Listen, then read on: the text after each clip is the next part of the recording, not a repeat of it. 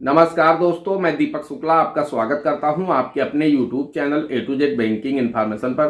दोस्तों, आज के वीडियो में हम बात करेंगे कि अगर आप किसी भी बैंक के एटीएम कार्ड का इस्तेमाल करते हैं या फिर आप किसी भी ग्राहक सेवा केंद्र या फिर लोकवाणी केंद्र CSC सेंटर में जा करके आधार इनेबल पेमेंट सर्विस के माध्यम से अपना बायोमेट्रिक यानी अंगूठा दे करके आप पैसे विड्रॉल करते हैं, तब दोस्तों आज के वीडियो आपके लिए काफ़ी ज़्यादा महत्वपूर्ण होने वाला है। क्योंकि बैंक की भीड़ से हर कोई बचना चाहता है। आज हर कोई चाहता है कि अगर उसे 10, 20, 25, 50 हज़ार रुपए की आवश्यकता है तो अपने नज़दीकी किसी भी लोकवाणी केंद्र या फिर CSC सेंटर या फिर किसी भी बैंक के ग्राहक सेवा केंद्र में बैंक मित्र के पास जा करके उनकी डिवाइस पर अपना आधार नंबर दे करके अपना बायोमेट्रिक लगा करके पैसे विड्रॉल कर लेता है, या फिर वह किसी भी ATM में जा करके ATM कार्ड से पैसे विड्रॉल कर लेता है। तो बैंक की भीड़ से हर कोई बचना चाहता है कि उसे बैंक न जाना पड़े।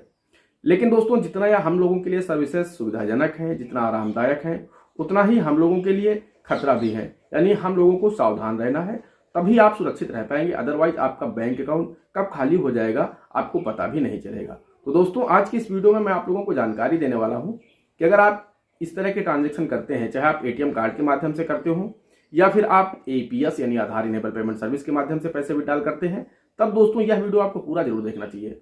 क्योंकि कभी कभी क्या होता है कि हम चाहे APS सर्विस का इस्तेमाल कर रहे हो यानी अंगूठा लगा करके पैसे विड्रॉल कर रहे हो, तब भी क्या होता है कि ट्रांजैक्शन फेल होता है। तो जो बैंक मित्र होते हैं या फिर जो भी CSC संचालक होते हैं, उनके जो डिवाइस होती है उस पर ट्रांजैक्शन फेल का एरर आता है और वो आपको पैसा नहीं देते हैं। लेकिन आपके फ़ोन पर मैसेज आ जाता है कि आपके बैंक अकाउंट से आप जो भी अमाउंट विड्रॉल कर रहे थे वो डेबिट हो चुका है, यानी आपके खाते से पैसा कट चुका है। लेकिन जो भी बैंक मित्र या CSC संचालक हैं, उनके अकाउंट में पैसा क्रेडिट नहीं होता है, चूंकि ट्रांजेक्शन फेल हो जाता है। अगर ये ट्रांजेक्शन सक्सेस हो जाता तो पैसा उनके खाते में क्रेडिट हो जाता और वो आपको पैसा दे देते। लेकिन जब ट्रांजैक्शन फेल हुआ है तो उनके खाते में पैसा नहीं गया है, आपके खाते से पैसा कट गया है, बैंक मित्र जो भी है उनके खाते में पैसा नहीं गया है, तो इस वजह से वो आपको पैसा नहीं देते हैं। यानी आपके खाते से तो पैसा डेबिट हो गया, लेकिन वो पैसा आपको नहीं देंगे, यानी आपको नहीं मिलेगा। तो उस दशा में क्या होता है, कभी कभी जो कटा हुआ पैसा है, दोस्तों एक बात मैं आपको बताना चाहता हूँ, जब आप ATM से कभी कभी पैसा विड्रॉल करते हैं तब भी आपके सामने स्थिति बन जाती है। किसी न किसी टेक्निकल रीजन की वजह से या फिर सर्वर एरर की वजह से या फिर लाइट चले जाने की वजह से आप पूरा प्रोसेस ATM में कर चुके होते हैं, अमाउंट भी भर चुके होते हैं, और जैसे ही पैसा निकलने वाला होता है उससे पहले टेक्निकल एरर या फिर सर्वर डाउन की वजह से या फिर लाइट चले जाने की वजह से आपका कैश फंस जाता है और आपके सामने मशीन पर एरर आ जाती है कि ट्रांजैक्शन फेल हो गया है आपका। लेकिन आपके फ़ोन में मैसेज आता है कि आपके खाते से पैसा डेबिट हो चुका है। तो उस स्थिति में भी ग्राहक काफ़ी ज़्यादा परेशान हो जाता है कि हमारे खाते से तो पैसा कट गया है, हमारे खाते में वापस भी नहीं आया है, पैसा मुझे मिला भी नहीं है, तो अब हमें क्या करना चाहिए। उस दशा में जब ग्राहक बैंक के टोल फ्री नंबर पर कंप्लेन करता है, तो वहाँ पर जो टोल फ्री नंबर पे अधिकारी होते हैं वो बताते हैं कि आपको अपनी होम ब्रांच जाना होगा और वहाँ पर लिखित में कंप्लेन देनी होगी, तब आपका पैसा रिफंड होगा। तो कभी कभी हमारी होम ब्रांच इतनी दूर होती है कि हम लोग बैंक नहीं पहुँच पाते हैं कंप्लेन करने।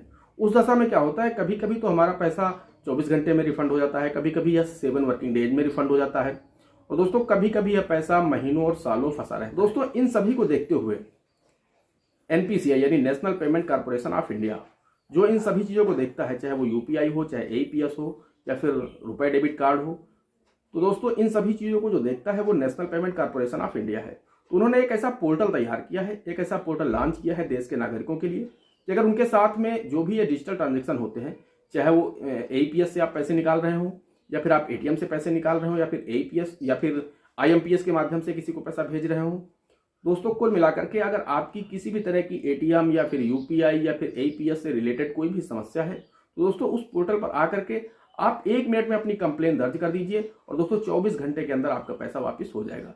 चाहे वो पैसा आपका ट्रांजेक्शन ATM फेल होने की वजह से हुआ हो, यानी आपका पैसा ATM में फंसा हो, तब भी 24 घंटे में आपको रिटर्न मिल जाएगा, या फिर अगर आपने APS के माध्यम से पैसा निकाल रहे हैं और वहाँ से आपका ट्रांजेक्शन फेल हुआ है, तब भी आपको 24 घंटे के अंदर पैसा मिल जाएगा। तो दोस्तों बिना देरी किए हुए मैं ले चलता हूं आपको अपनी मोबाइल स्क्रीन पर और मैं आप लोगों को प्रैक्टिकली दिखाता हूं कि अगर आपके साथ कभी ऐसा हो जाता है, आपका पैसा फंस जाता है, तो आप लोग उसे कैसे वापस पा सकते हैं, उसके लिए आपको कैसे कंप्लेन क्या करना होता है।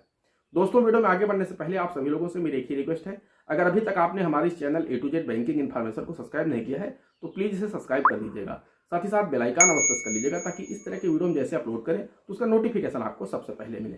चलिए शुरू करते हैं। दोस्तों, इसके लिए आपको अपने मोबाइल फ़ोन में कोई भी ब्राउज़र ओपन कर लेना है। ब्राउज़र में आपको लिखना है npci.gov.in। इसे लिख करके आपको सर्च करना है तो आपके सामने सबसे ऊपर national payment corporation of India की साइट ओपन हो जाएगी। इसी पर आपको क्लिक कर देना है।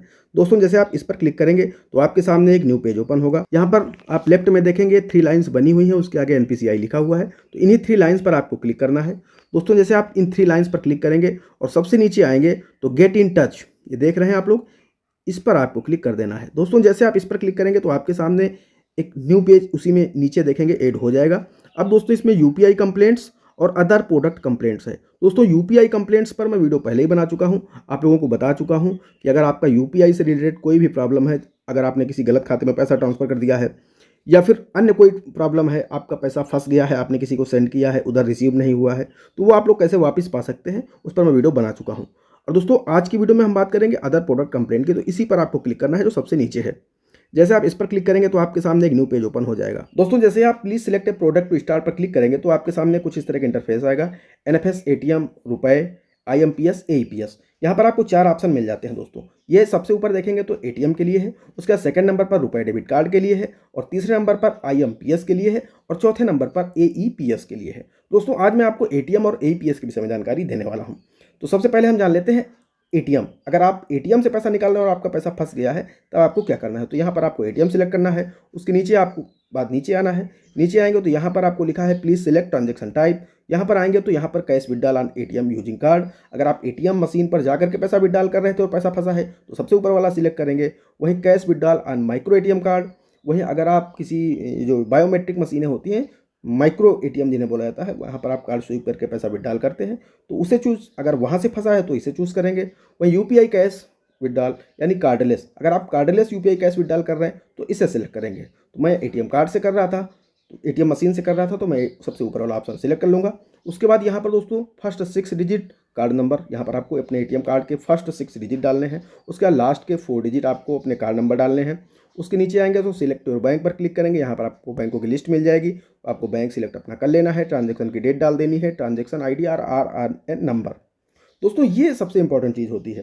तो यहाँ पर जब आप देखेंगे कि आपके जो भी ATM मशीन पर आपका जो भी ट्रांजैक्शन फेल हुआ है, उसी समय आपके सामने स्क्रीन पर एक ट्रांजैक्शन ID या फिर RRN नंबर जनरेट हो जाता है।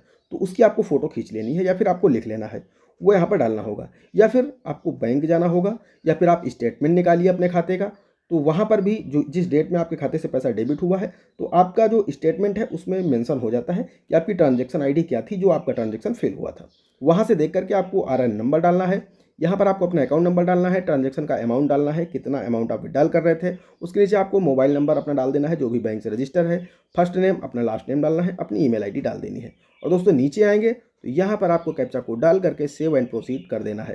दोस्तों जैसे आप ऐसा करेंगे तो आपके सामने एक CRN नंबर जनरेट हो जाएगा, उसे आपको नोट करके रख लेना है। अब दोस्तों जब आपके सामने CRN नंबर जनरेट हो जाए, आप अपनी कंप्लेंट का स्टेटस जानने के लिए इस पर आप क्लिक करेंगे। जैसे आप इस पर क्लिक करेंगे, मान लीजिए आप कंप्लेंट कर चुके हैं, यहाँ पर प्रोडक्ट टाइप सिलेक्ट करेंगे, यहाँ पर बैंक सिलेक्ट करेंगे और नीचे देखेंगे यहाँ पर CRN नंबर का ऑप्शन आ रहा है। यहाँ पर अपना CRN नंबर डालेंगे, कैप्चा कोड डालेंगे और गेट स्टेटस पर क्लिक कर देंगे। तो दोस्तों आपको अपने कंप्लेंट का स्टेटस दिख जाएगा कि क्या कार्रवाई अभी तक हुई है। तो दोस्तों अब मैं आपको दिखा देता हूं कि अगर आपको AEPS से आप ट्रांजैक्शन कर रहे थे और आपका ट्रांजैक्शन फेल हुआ है तब आपको क्या करना है। पर प्रोडक्ट टाइप में आएंगे तो यहाँ पर AEPS सिलेक्ट कर लेंगे। अब दोस्तों जैसे आप AEPS सिलेक्ट करेंगे तो सबसे ऊपर हो गया आपका AEPS। उसके बाद प्लीज सिलेक्ट ट्रांजैक्शन टाइप, यहाँ पर आएंगे तो कैश विड्रॉल, भीम आधार पे। तो कैश विड्रॉल अगर आप कर रहे थे ट्रांजैक्शन फेल हुआ है तो कैश विड्रॉल सिलेक्ट कर लेंगे। यहाँ पर सिलेक्ट योर बैंक, अपने बैंक का नेम सिलेक्ट करेंगे, ट्रांजैक्शन डेट डालेंगे, फिर यहाँ पर ट्रांजैक्शन ID और RRN नंबर आ जाता है।